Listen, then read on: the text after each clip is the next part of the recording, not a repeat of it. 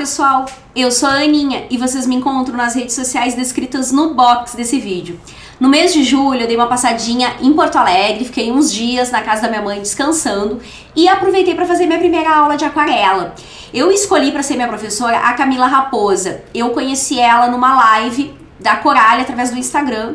Coralie, que é uma loja que eu já conheço há muito tempo, já falei sobre ela aqui no canal algumas vezes, que é uma loja em Porto Alegre que vende materiais artísticos. E a loja habitualmente faz live no Instagram com a Camila Raposa. Me interessei pelo trabalho dela, fui pesquisar um pouco mais, vi que era um tipo de traço que eu gostava, entrei em contato com a Camila, expliquei pra ela que eu estaria em Porto Alegre, mas que seriam poucos dias. Então a gente fez um intensivo de 4 aulas para iniciante, porque é o meu caso. Eu tô iniciando o estudo de aquarela, sei muito pouco, mas já aprendi algumas coisas e achei interessante passar pra vocês, para que desperte a curiosidade de vocês talvez começarem a praticar aquarela ou para quem está iniciando como eu. A aquarela pode ser apresentada em diversas formas, então a gente pode ter lápis de cor aquarelável, em formato de bisnaga, em formato de caneta, a Ecoline é um exemplo de caneta aquarelável, ou ainda em estojos com pastilhas. Inclusive já tem um vídeo aqui no canal falando sobre esse estojo. Eu fiz aqui um pequeno teste para que vocês pudessem ver. Aqui eu usei a caneta, aqui eu usei o lápis de cor, aqui eu usei a aquarela em bisnaga e aqui eu usei a aquarela em pastilha. Vocês podem perceber que em qualquer um desses formatos a gente consegue o efeito aquarelado. Então a escolha, qual formato usar, é a critério de cada um, como ele acha melhor e qual o objetivo final do trabalho de cada artista. Sobre a composição desse material.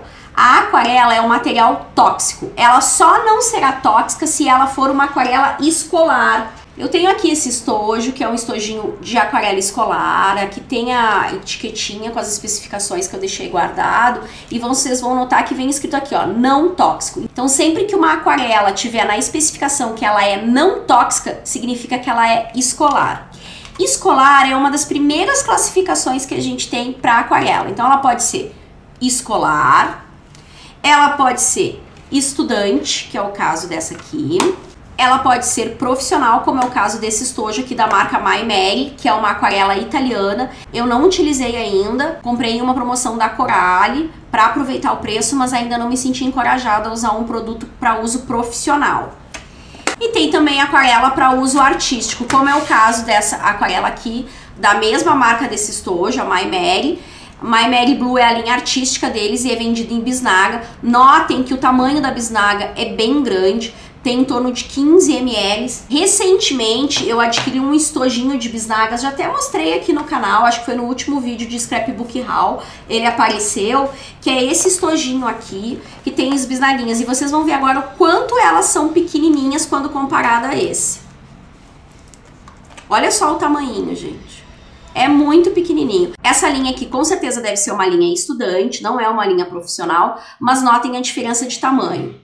A aquarela, ela não tem um prazo de validade determinado. É possível usar uma aquarela que tenha mais de 30 anos de vida. Então, é um material que dura muito tempo. Dificilmente uma pessoa que tem um uso mais caseiro, mais de hobby, vai acabar utilizando uma bisnaga inteira de aquarela, porque a aquarela dura muito. Uma pequena quantidade de tinta rende muito, porque ela é ativada com a água, então o rendimento do material é muito grande. Para utilizar a aquarela é importante ter pincéis específicos para isso. Então pincéis que tenham as cerdas bem macias. É sempre importante perguntar se aquele pincel que tu vai adquirir é um pincel para uso em aquarela. São pincéis que têm as cerdas bem macias. Elas podem ser de um material sintético ou de um material natural. Eu tenho essas aqui que eu adquiri no site scrapbook.com, esse estojinho aqui da Design Vicky Botin. Ele tem uma capinha de proteção aqui que fecha e protege os pincéis. E tenho esses outros que são de marcas nacionais, Ceramic e Tigre. Esse aqui é o da Ceramic, ele tem uma cerda bem macia, é o modelo 220, esse aqui é o número 6. Ele tá úmido aqui um pouquinho porque eu tava usando ele para fazer os testes. E eu tenho esse aqui de cerdas naturais da Tigre. Como esse pincel é para traços bem delicados, menores, daí eu optei por comprar um pincelzinho de cerdas naturais. O de cerdas naturais, ele se comporta muito melhor, ele te dá um resultado melhor, mas tem pincéis excelentes com cerdas sintéticas que farão um resultado muito próximo de um pincel de cerda natural. E claro que também vai muito da técnica, do conhecimento de quem tá pintando. A aquarela, além de precisar de pincel, precisa de água. É importante sempre ter 2 potinhos para água. Então, um potinho vai ser a tua água limpa e outro potinho vai ser a tua água suja. Deixa eu exemplificar isso para vocês. Vou pegar aqui esse meu estojinho que já tá com uma corzinha aqui na paleta, ó. Então, com a água limpa, eu posso vir ativar aqui. A tinta secou na paleta, não tem problema nenhum. É só ativar ela novamente e já fazer o uso. Então, venho. Ó. Notem que eu sujei bem o pincel. Vamos supor que eu quisesse limpar este pincel. Como eu faria? Primeiro eu colocaria no meu potinho, que é específico para água suja. Depois eu passaria na água limpa e aí eu trocaria de cor. Ó, viria aqui para nova cor. Vamos ver aqui, ó. Quero lavar esse pincel. Passo na água suja primeiro, depois na água limpa e pego uma nova cor. Vou pegar esse vermelhinho aqui. Ativei o vermelhinho. Venho e venho no meu papel novamente. Quero trocar de cor, potinho de água suja primeiro e depois o potinho de água limpa. Nunca deve se deixar o pincel apoiado dentro do pote. Por quê? Vai danificar as cerdas e vai entrar água no tambor do pincel, que pode também danificar a madeira. Então a maneira correta, tenha sempre um paninho. Eu já escolhi esse paninho aqui como meu paninho para uso em aquarela, que é um paninho atualhado. E deixa ele secando. É importante escolher 2 potes que serão os potes para trabalhar em aquarela. Você não pode reutilizar esses potes para outros fins, porque, como eu disse para vocês, a aquarela é um material tóxico.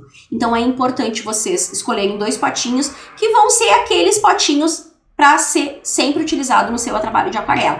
Eu já escolhi. É esse meu aqui que tem um fundo de joaninha, que eu acho muito fofinho e eu acho que fica super alegre quando eu tô trabalhando. E esse outro que era um copinho de vidro, que foi de uma moringa que eu tinha, quebrou a moringa, ficou só o copinho, então já tô utilizando para esse fim. Além do pincel e da água, também é necessário papel para praticar aquarela. E são papéis específicos, começando pela gramatura. Tem que ser papéis de alta gramatura. O ideal é que sejam papéis a partir de 300 gramas, mas já se consegue um bom resultado com papéis a partir de 200 gramas. Claro, quanto mais alta for essa gramatura, mais grosso vai ser esse papel e ele vai aceitar muito mais umidade. Então vai conseguir fazer vai ter um desempenho melhor em contato com a água. Papéis abaixo de 200 gramas nem tentem, ele vai enrugar, ele vai ficar feio, não vai dar um bom resultado. Eu acredito que desses materiais que eu falei para vocês, pincel, água e papel, o papel seja aquele que vai influenciar muito mais para o melhor resultado.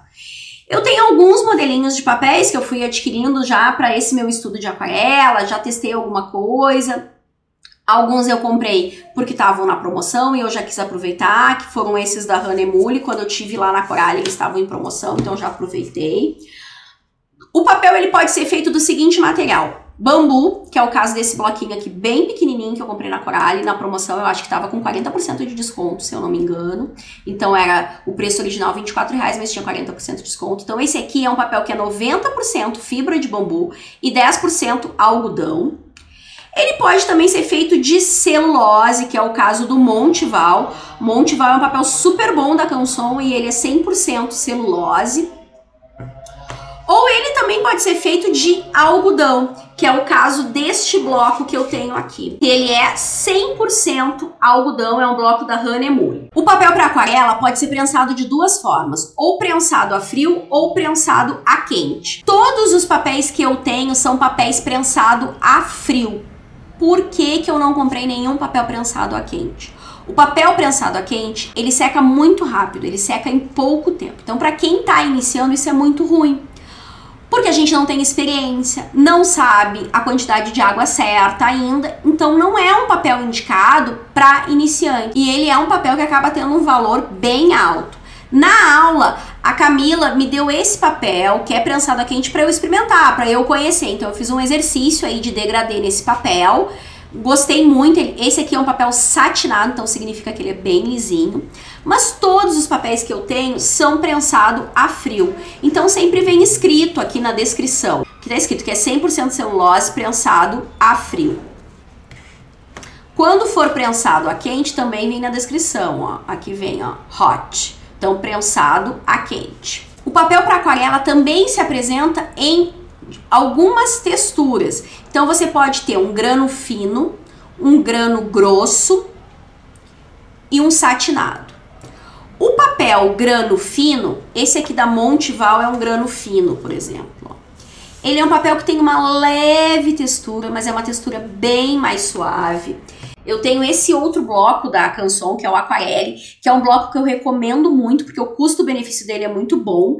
Ele também é um papel grano fino, então vem aqui nas especificações dele. Então a textura desse papel é leve, é uma textura fina. Mas também pode se apresentar em textura grano grosso. Esse aqui é um papel da Hahnemühle que tem uma textura de grano grosso. E vai vir identificado também, ó, grano grosso. Então, ele já de tocar, a gente já sente que tem uma textura bem mais áspero. Então, é um papel que pode gerar mais marcas. Eu só tenho um bloco de grano grosso, eu gosto de trabalhar com grano fino, porque eu sou iniciante, não tenho experiência, então acho que o grano fino deixa menos marcado. E por último, ele pode se apresentar com uma textura de satinado. Esse papel aqui prensado a quente é satinado. É bem lisinho, não tem nada de textura. É o único papel que eu trabalhei até hoje com essas características. Ser prensado a quente e ser bem lisinho, satinado. Falando sobre preços, papel para aquarela não é barato, pessoal. Eu recomendo muito esse bloco da Canson, porque ele é um bloco de alta gramatura, são 300 gramas. Vem 30 folhas em tamanho A4, então dá para cortar, fazer tamanho menores de folhas e ele fica aproximadamente em torno de R$45. Ele é 100% celulose.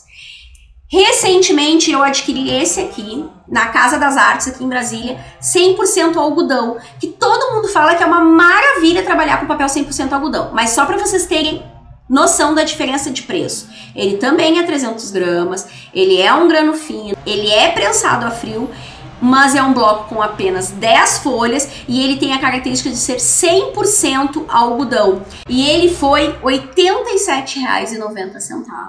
Então, a diferença de preço é muito expressiva. Ele é o dobro do preço desse bloco aqui da Canson, que vem com 30 folhas. Mas qual é a diferença deles? Esse é 100% celulose e esse é 100% algodão.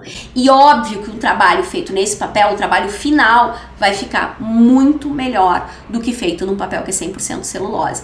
Eu ainda não tive coragem de testar, não tive coragem de abrir, porque eu tenho pena do meu bolso, então eu tô estudando mais para daí começar a me aventurar num papel de melhor qualidade, e para ver também o meu desenvolvimento, a minha evolução no meu estudo.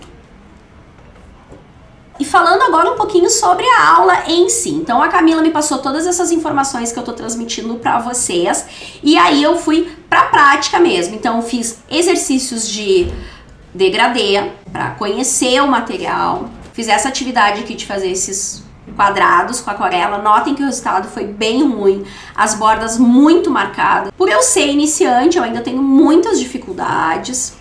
Esse aqui foi um outro que a gente fez como se fosse uma colcha de retalhos com as cores se sobrepondo. A Camila faz um exercício muito bacana com os alunos iniciantes, que é construir as carinhas do Mickey, né? Sempre com 2 tons pra gente ver como que fica essas misturas de cores. Aqui a gente tem um encontro de 2 cores, então vai descendo em degradê e sobe em degradê 2 tons. Então aqui eu usei o amarelo e o verde, aqui eu usei o laranja e o amarelo, marrom e amarelo. Construir os planetinhas, então é depositar, né, a tinta com bastante água e ver como ela se comporta, então constrói os planetinhas, como a Camila chama. Meu círculo cromático, que eu adorei fazer, que a gente inicia com as cores primárias, depois constrói as cores secundárias, faz um degradê de cada cor. Eu amei fazer meu círculo cromático, sou super orgulhosa dele, acho que ficou um resultado muito bacana, considerando a minha pouca experiência. Fiquei muito contente de ter construído esse círculo.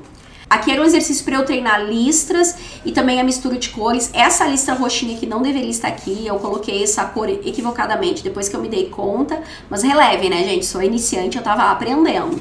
E aqui é um exercício para eu aprender a fazer folhas, né? Iniciar o estudo de como construir folhas com aquarela. Então eu consegui fazer um raminho aqui, aqui eu fiz umas folhas soltas. Notem que essas que foram as primeiras que eu fiz tá bem marcado, vocês veem bem a divisão pro degradê, né? Aqui já começa a ter uma transição um pouco mais suave, então assim, conforme a gente vai trabalhando, a gente vai pegando um pouquinho do jeito.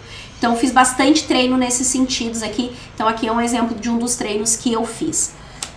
E talvez uma das coisas mais importantes que eu tenha para dizer para vocês é que a aquarela é uma técnica que exige paciência. Você tem que esperar secar para vir novamente e continuar o seu trabalho. Não é um trabalho que é feito às pressas. Existe forma de dar uma acelerada nisso? Existe. Usando um papel prensado a quente, que ele vai secar muito mais rápido, ou fazendo uso do aquecedor, que a gente usa muito em scrapbooking para o trabalho de emboss. Tem que ser o aquecedor, pessoal, o secador não adianta, porque o secador vai fazer vento e vai acabar empurrando a tua aquarela, vai estragar o teu projeto. Mas o aquecedor, ele funciona muito bem para secar a aquarela. Inclusive, antes de iniciar o vídeo, quando eu fiz essa amostrinha aqui, eu sequei ela rapidamente com o aquecedor. Então, se você tem um aquecedor para emboss, pode ser uma alternativa. Tô torcendo para que as informações que eu passei auxiliem quem tá iniciando ou quem pretende iniciar o estudo de aquarela. Seguimos conversando nos comentários, que é a parte mais gostosa, e nos vemos no próximo vídeo. Beijinhos para todos!